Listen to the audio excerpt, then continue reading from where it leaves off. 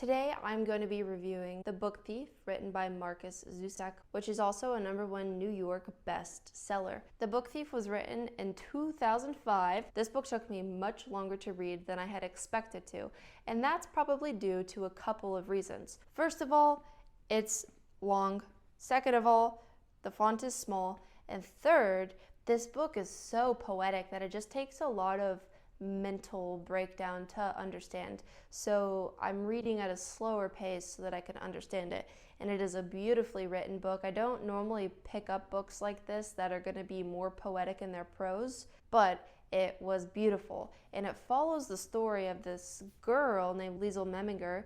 However, it also shares the stories of many other people as she comes of age and discovers a new life. It's historically accurate, so it shows you a different side to Germany than people would typically hear, especially as Americans. We tend to hear just the side of Jews during the Holocaust and not as much from the perspective of Germans. So this book is from the perspective of a German and how different people interpret what their fellow countrymen are being made to do, even though at this point they've already been brainwashed to believe what they believe.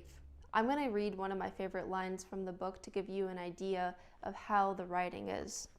Each time Sister Maria looked at her list, a string of nerves tightened in Liesl's ribs. It started in her stomach, but had worked its way up. Soon, it would be around her neck, thick as rope. Now, some things that I wasn't quite so sure about is that we find out the ending very early on in the story, maybe about 3/4 of the way through. So not super early on, but early on enough that you're not at the end of the book yet.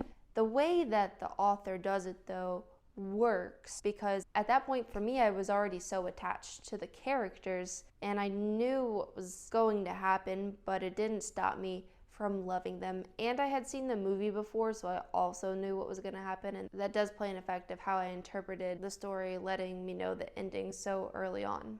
This is a book that I tried to read when I was about 12 years old, and I couldn't get through it very early on at all because the names were too complicated. I remember all the German words were too much for me to understand. Over a decade later, I read it, and it is good. I learned so much. It's such a learning experience to read Holocaust books and historical fiction in general because it does expose me to a new perspective that I never would have learned out of a textbook in school. The Book Thief is narrated by Death, and inside it has these cool little blurbs that are in bold, and it'll say something. Just for example, here's one: Christmas greetings from Max Vandenberg.